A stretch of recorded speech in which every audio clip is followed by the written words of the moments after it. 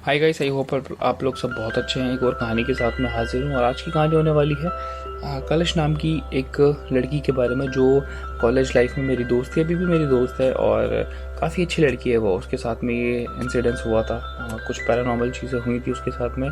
तो आज की स्टोरी मैं उसके बारे में ही आपको बताने वाला हूँ। और ये कहानी जब मैंने उसकी मम्मी और दीदी के मुंह से सुनी, उसकी बड़ी बहन के मुंह से सुनी, तब जाके मुझे यकीन हुआ। और जब वो इस चीज़ को एक्सप्लेन करती थी तो मैं उसकी शक्ल पे खौफ, रियलिटी, ये सब चीज़ें देख पा रहा था। तो देखते हैं कलश की कहानी को। आई होप आप लोगों को ये कहानी अच्छी लगेगी। और ये बात है आज से 5-6 साल पहले की, जब कलश मुश्किल से 14-15 साल की थी, तब उसके साथ में ये चीज़ हुई थी। तो कलश अपने फैमिली के साथ में रह रही होती है दिल्ली में ही कहीं पर, और मैं एग्जैक्ट लोकेशन नहीं बताना चाहूँगा। ये दिल्ली की बात है क्योंकि हम दिल्ली में ही रहते हैं और हमारा college Aryabhatta Institute of Technology, तो वहाँ पर हम मिले थे। तो अभी भी वो मेरी दोस्त है, बहुत अच्छी दोस्त है। तो जब वो अपनी फैमिली के साथ में रह रहे होते हैं तो उनके घर के आसपास में ही एक शमशान घाट होता है और बहुत बहुत ही पास में होता है। मतलब ये यहाँ पर घर है तो मुश्किल से 100 मीटर की दूरी पर होता है, क्योंकि हमारे एरिया में या फिर दिल्ली में इतना ज़्यादा लैंड नहीं है और हम मिडिल क्लास लोग हैं, तो फिर सब कुछ देख के चलना पड़ता है। तो उनकी लोकेलिटी में, उनके घर के आसपास में ही वो शमशान घाट था, जहाँ पर वहाँ के आसपास से होके रोड गुजरता था। तो कोई भी वहाँ से किसी को भी होके गुजरना ही पड़ता था, यानी अगर आपको किसी कॉलोनी के अंदर वगैरह जाना है तो आपको वहीं से होके निकलना पड़ता है। तो कलश के साथ भी यही केस था। अगर उसे अपने घर पे जाना है तो उसको उस शमशान घाट को क्रॉस करके ही जाना पड़ता था, उस रोड को जहाँ पर वो शमशान घाट है। तो यही चीज़ें थी। बात है 2015 की, जब एक बार कलश एक गुड़िया के साथ में खेल रही होती है और वो अपने दोस्तों के साथ में जा रही होती है पार्क में। उसके घर के घर के पास में जो पार्क होता है, वो शमशान घाट क्रॉस करने के बाद ही उस पार्क तक पहुंचा जा सकता है। तो एक बार वो 15-16 साल की उम्र में अपने फ्रेंड के साथ में जा रही होती है पार्क में खेलने के लिए या फिर कुछ भी करने के लिए। तो कलश के पास में एक गुड़िया होती थी, गुड़िया मतलब एक डॉल जैसी कुछ। तो फिर हुआ क्या कि कलश जब अपने फ्रेंड्स के साथ में जा रही होती है तो कलश के कुछ फ्रेंड्स होते हैं, तो बचपना होता है ना कि बचपने में हम भूत प्रेत ये सब चीज़ों मज़े लेते हैं। मतलब हम इस पर कमेंट करते हैं, चीज़ों को नहीं मानते। तो ऐसे ही करते करते उसकी फ्रेंड ने उसकी गुड़िया को छीन के उस शमशान घाट के अंदर फेंक दिया। अब कलश तो अंदर जाने की हिम्मत नहीं थी उसकी, तो कलश ने क्या किया, उस गुड़िया को वहीं पर छोड़ दिया और उसकी हिम्मत नहीं हुई अंदर जाने की। और जबकि शमशान घाट का गेट हमेशा खुला रहता है, रात में तो देखा नहीं है मैंने, बट दिन में ऑलवेज खुला रहता है, कोई भी अंदर जा सकता है। बट कलश एक तो बच्ची थी और शमशान घाट के नाम से सब किसी को डर लगता है, हर किसी को डर लगता है। तो कलश गई नहीं, तो उस गुड़िया को वहीं पर पड़े रहने दिया और वो पार्क में गई, खेली वेली। बट जिस लड़की ने फेंका था उससे थोड़ी नाराज़ हुई थोड़ी देर के लिए, फिर वो उससे दोस्ती हो गई उसकी। आते हुए इतनी दोस्ती मतलब ठीक ठाक हो गए दोनों की मैंने कहा चल ठीक है, सारे मिलके जाएंगे और फिर गुड़िया को ले आएंगे। अब इस गुड़िया को गिरे हुए कम से कम 3-4 घंटे हो चुके थे अंदर। इतना टाइम बीत चुका था उस गुड़िया का गिरे हुए अंदर शमशान घाट के। अब जब ये पूरी टोली आई, इसकी दोस्तों की टोली आई कलश के साथ में, तो ये सब लोग अंदर घुसे और उस डॉल को निकाल के कलश को दे दिया।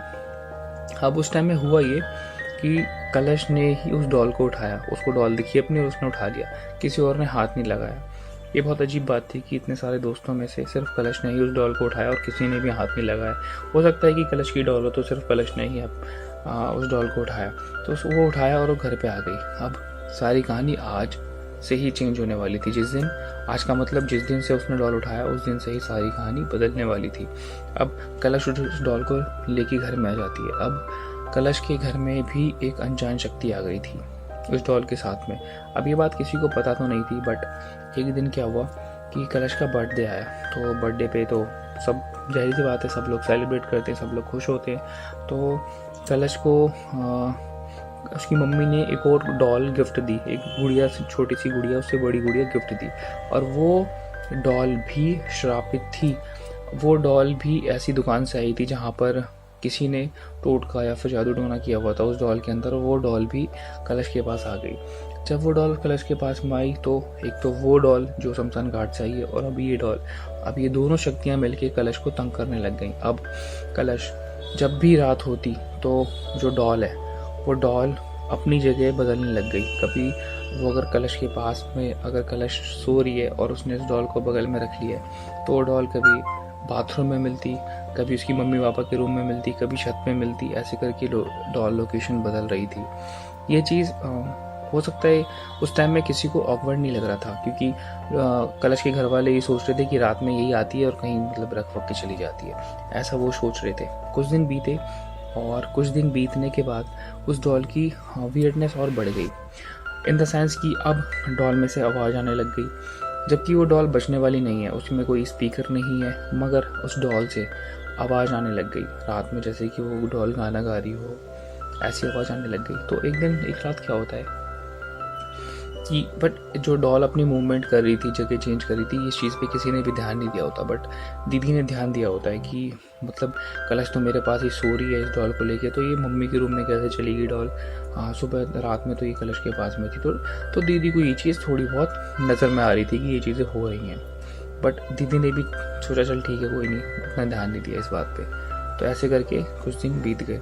अब डॉल में से आवाज़ भी आने लग गई थी, तो ये चीज़ काफ़ी ऑकवर्ड लग रही थी दीदी को, आंटी को भी लग रही थी, और अंकल की तो खैर अंकल थोड़ा घर से दूर रहते थे क्योंकि उनकी जॉब किसी अदर स्टेट में थी, तो इसलिए वो दूर रहते थे अंकल। तो अंकल के साथ, अंकल के बिना ही ये पूरी फैमिली रह रही थी। अब जो छोटा भाई था वो मम्मी के साथ में सोता था, कलश की बहन और बड़ी दीदी, यानी 3 लोग कलश के साथ में सोते थे, 3 लोग, और छोटा भाई मम्मी के साथ में सोता था। तो ऐसे करके इनके घर में सबकी ऐसी इस तरह से प्लेसमेंट थी कि रात में जो भाई है वो इनके साथ और बाकी लोग इनके साथ सोएंगे। तो अब दीदी को ये चीज़ नज़र में आ रही थी कि डॉल में से आवाज़ आ रही है। एक दिन क्या देखा दीदी ने कि डॉल है, डॉल पे उस रात दीदी ने नज़र रख के कलश के साथ में ही उस डॉल को सोने दिया, और जब उनकी आँख खुली रात में तो वो क्या देखती है कि डॉल किचन में है, और किचन में है डॉल और उसमें से आवाज़ आ रही है। जब दीदी वहाँ पर जाती है किचन में, तो दीदी किचन में जाने के बाद वो तो पानी पीने के लिए जाती हैं, बट जैसे ही वो फ्रिज खोलती हैं तो वो क्या देखती हैं कि डॉल में से आवाज़ आ रही है, और डॉल कहाँ पर है, यहीं पर रखी है किचन पे, स्टोव के पास में, बर्नर के पास में। दीदी ये सोचती है कि यार ये तो डॉल अभी ऊपर थी, कलश के बाजू में थी, यहाँ पर कैसे आ गई तुरंत के तुरंत, और कलश भी जबकि वहीं पर होगी अभी। तो दीदी लाइट वाइट जलाती है पूरे ग्राउंड फ्लोर का, और देखती हैं कि यार कलश तो यहाँ तो कोई भी नहीं, कलश नहीं है, और डॉल यहाँ पर क्या कर रही है, और डॉल में से आवाज़ भी आ रही है, और जबकि डॉल में से तो कोई स्पीकर नहीं है डॉल में, जबकि डॉल में कोई बैटरी नहीं लगती है। तो दीदी को ये बात थोड़ी और अजीब लगती है कि इस डॉल पे ऐसा कुछ क्या है। और उस टाइम 2016-15 में कंजरिंग मूवी आई थी, तो वो भी डॉल के रिलेटेड थी। तो दीदी को ये शक होता है कि कहीं वैसी डॉल तो नहीं है। तो अब दीदी के मन में शक होता है, तो दीदी गूगल पे डॉल के बारे में, वुडो के बारे में थोड़ी पढ़ती हैं उसके बारे में, मगर उस टाइम में वो डॉल को उठाती हैं, और डॉल को उठाने के बाद अपने रूम में वापस लेके आ जाती हैं। जब वो डॉल को वापस लेके आ जाती हैं तो कलश के बाजू में रख के वो दीदी भी सो जाती हैं। अगले दिन वुडो पे, इन सभी चीज़ों पे, ब्लैक मैजिक पे, इन सब चीज़ों पे रिसर्च करती हैं वो, तो उनको सामने पता ये चलता है कि ये सब चीज़ें होती हैं। बट अब दीदी के मन में ये शंका है कि ये चीज़ होती है या नहीं है, विदेशों में ही होती हैं, ये सब चीज़ों में कितनी सच्चाई है, कितनी नकारात्मकता है, क्या है, मुझे नहीं पता। और इस चीज़ पे यकीन करना, मम्मी को बताना, मम्मी को भी टेंशन होगी, तो मैं क्या करूं, बट ये चीज़ें मैं देख भी रही हूँ। तो ये सब चीज़ों को ना दीदी बताती हैं आंटी से, बट आंटी बोलती है कि ठीक है कुछ नहीं होता, ये सब यही रख के चली जाती होगी, ये रख के सो जाती होगी इधर उधर। तो आंटी को ये सब जब पता चलता है तो आंटी का रिस्पॉन्स एकदम मतलब बोलती हैं कि वो चल ये यही करती होगी, ऐसा कुछ नहीं होता, ठीक है आराम से घर में जाके सो, कुछ नहीं होता, ये सब चीज़ें कुछ नहीं है, और ये सब तुम इतनी मूवीज़ देखते हो हॉरर, तो तुम्हारे दिमाग में सब फालतू की बातें टक रही हैं। अब दीदी को पता था कि आंटी मानेंगी नहीं, मम्मी मानेंगी नहीं, तो अब आंटी अंकल को बताती हैं ये बात कि ऐसे जो बोल रही थी, और अंकल को इस दीदी का भी फ़ोन आता है, अंकल को दीदी का फ़ोन आता है, और अंकल को दीदी सारी बातें बताती हैं। तो अंकल कहते हैं कि ठीक है मैं आता हूँ छुट्टी लेके अपने काम से, और फिर देखते हैं कि क्या क्या चीज़ है। अब इस दौरान क्या हो रहा था, कलश भी उस डॉल के साथ में अब बाहर आने लग गई थी। जैसे कि वो डॉल अगर किचन में है तो कलश किचन में आ रही है और डॉल के साथ खेल रही है, बातें भी कर रही है। तो ये चीज़ अब चलने लग गई थी, डॉल की म्यूज़िक की आवाज़ आने के बाद में अब ये सब चीज़ें चलने लग गई थी। तो एक दिन दीदी फिर उठती हैं, जाके क्या देखती है कि किचन में वो बैठी हुई है, कलश बैठी हुई है, अभी तो मेरे साथ सो रही थी और 9 बजे तो मैं 9-10 बजे तो मेरे साथ सोई है, और 12-1 बजे के करीब किचन में बैठी हुई है। कभी आमतौर पे कैसे किचन में बैठी हुई है और खेल रही है उस डॉल के साथ में और बात भी कर रही है। तो दीदी आती हैं और बोलती है कि किससे बात कर रही है। तो डॉल कलश बोलती है कि मैं तो इससे बात कर रही हूँ। कह रही चल पागल, यहाँ से चल, उठ चल। और दीदी हाथ पकड़ के इसको उठाने की कोशिश करती हैं और उस डॉल को पैर से दूर फेंक देती हैं, ऐसे उधर की तरफ। बट कलश उससे थोड़ा नाराज हो जाती है दीदी से, और जैसी दीदी उसके हाथ को उठा के उनसे दूर करने की कोशिश करती है, वैसे ही कलश अपना हाथ झटक लेती है और अजीब सी आवाज़ में बोलती है कि तू जा यहाँ से। अब कलश की दीदी यानी कि दीदी अब इस चीज़ को सुन के काफ़ी डर जाती है। ग्राउंड फ्लोर पे कोई नहीं है, थोड़ी सी लाइट है, और बहुत अजीब निगाहों से एक तो वो देख रही है, कलश देख रही है दीदी को, और डॉल कलश को देख रही है, और कलश दीदी को देख रही है। दीदी डर के मारे ऊपर भागती हैं और मम्मी को जगाती हैं, आंटी को जगाती हैं और नीचे लेके आती हैं। आंटी इतनी बुरी तरह से डर जाती हैं और भाग के नीचे आती हैं। वो क्या देखती हैं कि कोई भी नहीं है नीचे, ना कलश है ना डॉल है। अब ये चीज़ देखने के बाद दीदी दंग रह जाती हैं, और उन्हें पूरा यकीन होता है कि सपना तो नहीं हो सकता, मैं तो पूरे होश और आवाज़ में हूँ और मुझे कोई सपना अपना भी नहीं आया था। अब जब आंटी देखती हैं कि यहाँ पर कोई भी नहीं है, तो आंटी दीदी को बहुत डांटती हैं और बोलती हैं कि तू ये फालतू की पिक्चर है, हॉरर पिक्चर है जो देखती है ना, तू देखना कम कर, वरना खुद तो परेशान हो ही रही है, हमें भी परेशान कर रही है, वरना नहीं सुधरेगी तो हम क्या कनेक्शन कटवा देंगे, हॉरर चैनल्स वगैरह का डिलीट करवा देंगे, पैक नहीं लेंगे इसका, ऐसे बोलती हैं आंटी। और ये बोलने के बाद में आंटी अंदर चली जाती हैं। तो आंटी के साथ में ही कुछ सोचते हुए दीदी भी जाती है आंटी के पीछे वहाँ तक, आंटी के रूम तक। बट आंटी तो अपने रूम में जाके सोने लग जाती हैं। बट जैसे ही बाहर आती हैं दीदी और वापस नीचे आती हैं और सब चीज़ें देखती है, तो ये क्या देखती है कि वापस कलश वहीं पर है और उस गुड्डे के साथ में बात कर रही है। ये चीज़ देखने के बाद में दीदी बहुत डर जाती हैं और तेज़ से चिल्लाती हैं, और वो इतना तेज़ चिल्लाती हैं फिर भी आंटी को सुनाई नहीं देती उनकी आवाज़। और कलश बोलती है कि हो गया, बता दिया सबको तूने, और तब तू मेरा कुछ कर भी नहीं पाएगी। अगर तूने कुछ करने की कोशिश करी या फिर किसी और को बताने की कोशिश करी तो तेरी हालत बहुत बुरी हो जाएगी, ऐसा धमकी देती है कलश। अब कहीं ना कहीं अब भाई बहन वाली फीलिंग आ गई, क्योंकि दीदी की छोटी बहन है, उसके ऊपर कोई पोजेस्ट कर रहा है उसको, कोई है गलत शक्तियाँ जो कलश को मारने की या फिर उसके शरीर में घुस गई। तो दीदी को तो गुस्सा आएगा, तो दीदी गुस्से में चिल्लाते हुए पूरे घर की लाइट जलाती हैं, और लाइट जलाने के बाद में मंदिर से गंगा जल लाती हैं, गंगा जल और छिड़कती हैं, और वो क्या, और फिर छिड़कने के बाद में कलश को उठाती हैं और रूम में लेके जाती हैं। और अब दीदी का टारगेट था वो डॉल। अब दीदी को उस दोनों डॉल को ख़त्म करना था किसी भी कीमत पे। तो अब वो अपने घर के पास में जो मंदिर होता है, मंदिर में जाके सारी कहानी बताती हैं। तो पहले तो पंडित इस बात को मानता ही नहीं, क्योंकि पंडित ने ये सब चीज़ें कभी देखी ही नहीं थी, क्योंकि वो हम उनके एरिया में कभी ऐसा कुछ हुआ भी नहीं था। तो उन्होंने इस चीज़ को माना नहीं कि ऐसी चीज़ें भी हो सकती हैं। तो वो फिर मौलवी जी के पास गई। मौलवी जी अमेरिकन में मस्जिद थी, तो मौलवी जी को बताई सारी बातें। तो मौलवी जी ने एक गिलास में फूंक मार के इसको दिया और बोला कि कलश पे छिड़क देना बेटा, और उस डॉल को जो है अगर तू हो सके तो मेरे पास लिया, उस डॉल को, वो जो भी है वो गुड़िया, उसको मेरे पास लिया, ठीक है, ला सकी तो लिया, वरना मैं चलूँगा। तो दीदी आती है घर पे, वो जो भी फूका वो पानी होता है उसको छिड़कती हैं कलश पे और थोड़ा सा पिला भी देती हैं। पिलाने के बाद में वो जो डॉल होती है उस डॉल को उसको निकालने की कोशिश करती हैं कि घर से दूर हो जाए। बट मजाल नहीं है कि वो डॉल अपनी जगह से हिल जाए, अपने रूम से निकल जाए। थोड़ी देर जैसे दीदी उठाती हैं वो मतलब छिटक के अपने गायब हो जाती थी वहाँ से। अब ये चीज़ देखने के बाद दीदी को और डर लगने लग गया था, क्योंकि ये सब चीज़ें बहुत ही अजीब सी होती हैं। अगर किसी भी इंसान के साथ में होगी तो कोई भी डर जाएगा।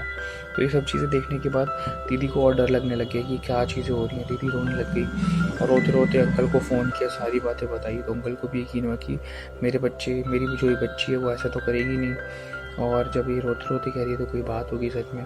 अब अंकल आंटी को फ़ोन करते हैं, सारी बात बताते हैं कि क्या ऐसी बात है। आंटी को भी दीदी सारी बात बताते हैं कि ऐसी बात है, ये चीज़ हो रहा है। तो आंटी कहती है मैंने तो कभी देखा ही नहीं है सब चीज़ें। अब जब उस दिन वो रात होती है तो आंटी कहती है कि अब देखना इस रात को क्या होगा। तो अब पूरी फैमिली एक साथ सो रही है, और जैसी रात होती है कलश वापस नीचे 1 बज जाते हैं। अब तो आंटी और दीदी तो सोई नहीं थी, अभी बोलते देखा नहीं है ना यहाँ पर कलश, अब मैं दिखाती हूँ कि देखिए क्या कर रही है नीचे। आंटी और कलश दोनों जाते हैं नीचे। वो क्या देखते हैं कि कलश सीलिंग में चिपकी हुई है, सीलिंग में चिपकी हुई है, कभी इधर कभी इधर कभी इधर, और हंस भी रही है, उसे मज़ा आ रहा है ऐसे करते हुए। और आंटी ये देख के एकदम चीखने लग जाती है कि ये क्या हो रहा है मेरी बच्ची के साथ में, बचाओ बचाओ बचाओ, कोई बचाओ, कौन है यहाँ पर, कौन मेरी बच्ची को ऊपर चिपका रहा है, ऐसे बोलने लग जाती है आंटी। अब ऐसे बोलने लग जाती हैं तो जैसे ही वो आंटी चिल्लाने लगती है तो कलश एकदम पंखे के पास में आके छत के एकदम बीच में आके एकदम रुक सी जाती है। और रुकने के बाद में जो डॉल होती है, डॉल तो सोफे पे होती है, और डॉल की मुंडी घूमती पीछे और इसकी तरफ देखती, इनकी तरफ में, आंटी और दीदी की तरफ में। अब ये चीज़ देखने के बाद में पहले तो आंटी और दीदी को दिखती नहीं कि डॉल ने मुंडी घुमाई और इनकी तरफ है। अब जब वो डॉल बोलती है अलग सी आवाज़ में, हॉरर आवाज़ में, भूतिया आवाज़ में, जब वो बोलती है कि तेरी बेटी नहीं बचेगी, ये मेरे कब्जे में, अगर चाहती है तू अपनी पूरी फैमिली को बचाना तो इस बच्ची को मेरे को दे दे और इस घर को छोड़ के चली जा। ऐसे ही वो इस आवाज़ में बोलता है, हॉरर आवाज़ में बोलता है आंटी को और दीदी को। अब ये चीज़ सुन के इन दोनों की हालत ख़राब, ये क्या करे तो क्या करे। अभी अपने बाकी बच्चों को, अब आंटी अपने बाकी बच्चों को और दीदी के समेत ये लोग निकल जाते हैं घर से। निकल जाने के बाद फटाफट मौलवी जी के पास जाते हैं, भागे भागे रात के 3 बजे, और सारी कहानी बताते हैं। मौलवी जी घर में आते हैं, इनके घर में आते हैं मौलवी जी अपना सारा सामान वामान लेके और 2-3 मौलवी को लेके। और मौलवी को लेके आने के बाद में ये देखते हैं कि घर की क्या सिचुएशन है। मौलवी जब अंदर घुसता है तो क्या देखते हैं कि वो बेड पर बैठी है, बच्ची सीलिंग से चिपकी हुई है और हंस रही है। उसे बड़ा मज़ा आ रहा है, इस गेम में बड़ा मज़ा आ रहा है। तो जो मौलवी जी है, कलश 15 साल की, बट उसे मज़ा आ रहा है। बच्ची तो नहीं कह सकते, मगर उसको बड़ा अच्छा लग रहा है, उसको वहाँ पर उस सीलिंग में लटक के बहुत अच्छा लग रहा है। तो पंडित जी जो मौलवी जी होते हैं वो उसको बोलते हैं, चुड़ैल को, वो डॉल को, कि इस बच्ची को छोड़ दे, तू क्या चाहती है और तूने तो इस बच्ची ने तेरा क्या बिगाड़ा है, और तुझे अपने बारे में तू कुछ बता, तू कौन है, कहाँ से आई और क्या चाहती है। तो वो वापस उसकी तरफ बोलता है, घूम के बोलता है कि तू मौलवी यहाँ से चला जा, वरना तू भी नहीं बचेगा, इस बच्चे के साथ में मैं तुझे भी मार दूंगी। तो मौलवी कोशिश करता है कि उसे वहाँ से भगा सके, बट ऐसा हो नहीं पाता क्योंकि वो बहुत शक्तिशाली होती है चुड़ैल, और जो भी उसके अंदर शक्ति घुसी होती है बहुत शक्तिशाली होती है। ये सब करने के बाद मौलवी जी अपनी तरफ से बहुत एफर्ट्स करते हैं, कोशिश करते हैं कि इसको अपने काबू में लिया है, इससे छुटकारा दिलाते, बट ऐसा हो नहीं पाता। अब उस मौलवी पर भी वो डॉल हमला करती है और एकदम कूदती है। कूदने के बाद में डॉल में कितनी शक्ति होगी क्या ही होगा, बट जब डॉल उस हकीम के ऊपर कूदती है, उस मौलवी के ऊपर कूदती है, तो मौलवी की गर्दन पर निशान बन जाता है। जब वो डॉल उसको छोड़ती है, ऐसा लगता है कि किसी ने सलाखे चिपका दिया और जला दिया गर्दन को। मौलवी चिल्लाता है, वो भागता है वहाँ से, और भागने के बाद में वापस मस्जिद में आता है और अगले सुबह होने का इंतज़ार करता है, और पूरी फैमिली भी वहाँ से भाग के मंदिर में चली जाती है। पंडित जी से बताते हैं सारी कहानी। पंडित जी के से तो ये परे ही था बिल्कुल, उनके तो समझ में नहीं आ रहा था। तो पंडित जी और बड़े पंडित को फ़ोन करते हैं, और पंडित जी को फ़ोन करने के बाद में यहाँ काल का मंदिर है। काल का मंदिर से ना 2 संत हैं, तो संत जी को उनके घर पे लेके जाया जाता है। अब संत जी माँ कालिका की राख, जो कालिका माता है दिल्ली में, कालिका माता की राख और नींबू और भी कई तरह की चीज़ें लेके जाते हैं, और फिर जाके तन सिद्धि करते हैं। वहाँ पर सिद्धि करने के बाद में उसको, वो चुड़ैल को बोलते हैं, जो भी उसके अंदर शक्ति होती है, कि तू क्या चाहती है और इस बच्ची के पीछे क्यों पड़ी है। तब वो बोलती है, थोड़ा बहुत कंट्रोल में आती है और बोलती है कि मैं इसकी शरीर चाहती हूँ, और मैं एक बच्चे का शरीर ही चाहती हूँ, और इसलिए मैं इसके शरीर में घुसी हूँ। अब अब संत बोलते हैं कि तू इसके शरीर में कैसे घुसी और कहाँ से आई। तो बोलती है कि मैं उस शमशान घाट में रहती थी और मुझे एक माध्यम की तलाश थी। तो एक दिन वो जो डॉल थी, डॉल में मैंने देखा अपना माध्यम, और डॉल के सहारे इस बच्ची में आ गई मैं, और अब मैं इसको छोड़ूंगी नहीं, क्योंकि ये मेरा शिकार है, और मैं इसके शरीर में घुस के इसके शरीर को माध्यम बना के मैं अपने मंसूबों को अंजाम दूंगी, ऐसा बोलती है वो। पर जो संत होते हैं वो कहते हैं कि मैं तेरे को ऐसा करने नहीं दूंगा, और अगर तू इस बच्ची को नहीं छोड़ेगी तो तेरे को ऐसी बहुत बुरी सजा दूंगा मैं, और तू जन्मों जन्मों तक भटकती रहेगी अपनी इसी दुनिया में। अब ऐसा कहने के बाद में थोड़ी वो सोचती है थोड़ी देर, और बोलती है कि अगर तुम मेरी आत्मा की शांति के लिए कोई यतन या फिर कुछ भी करो, तो मैं इस बच्ची की आत्मा को इस बच्ची के शरीर को छोड़ दूंगी, और मैं यहाँ से चली जाऊंगी। कहते हैं महात्मा, कहते हैं संत महात्मा कहते हैं ठीक है, बट सबसे पहले तो उस बच्ची को छोड़ और किसी और माध्यम को सहारा बना, किसी और निर्जीव माध्यम को सहारा बना और इस बच्ची को छोड़ो और मेरे साथ चल, मैं तेरी आत्मा की शांति के लिए सारी सारी सिद्धियों को करूँगा, जो भी तू चाहती है सब करूँगा। तो ऐसे करके उस बच्ची की शरीर, उस कलश की शरीर से वो निकल जाती है बुरी आत्मा, और इस तरीके से वो वापस कालका मंदिर आते हैं जो संत होते हैं, और वहाँ पर कोई क्रियाक्रम वगैरह करते हैं, तब जाके कलश की बॉडी को आराम मिलता है, वो वहाँ से चली जाती है। तो ये थी कहानी गाइस, आई होप आप लोगों को अच्छी लगी होगी। और कुछ फ़ोटोज़ भी हैं मेरे पास में, अगर आप चाहोगे तो मैं आपको दिखा सकता हूँ कलश की कैसे कैसे क्या क्या चीज़ें हुई थी उसके साथ में। और ये कहानी सुनते हुए को तो बहुत डर लग रहा था और मज़ा भी आ रहा था। आंटी ने भी बताया, दीदी ने भी बताया, ऐसी ऐसी चीज़ें हुई थी उसके साथ में। और तब बड़ा खौफनाक लगता है मेरे को जब वो हवा में उड़ रही थी हवा में। और कई बार तो मुझे उसके साथ अकेले जाने में भी डर लगता है, मुझे लगता है कि कहीं इसके शरीर से कुछ मेरे को डर लगता है उसके साथ में जाने वाने से, कहीं पर अकेली जगह पे नहीं जाता मैं उसके साथ में, क्योंकि मेरे को लगता है कि कुछ फिर से ना हो जाए, होगा नहीं बट फिर भी लगता है। अगर आप देख लोगे किसी इंसान के साथ में ऐसा कुछ हुआ है तो आपको भी थोड़ा बहुत डर लगेगा ही। तो ये चीज़ मेरे साथ में भी। आई होप आप लोगों को ये कहानी अच्छी लगी होगी। मिलते हैं किसी और नेक्स्ट अच्छी कहानी में, तब तक के लिए बाय। और नए हैं तो कीप सपोर्टिंग, सब्सक्राइब कर लेना, लाइक कर देना। मिलते हैं।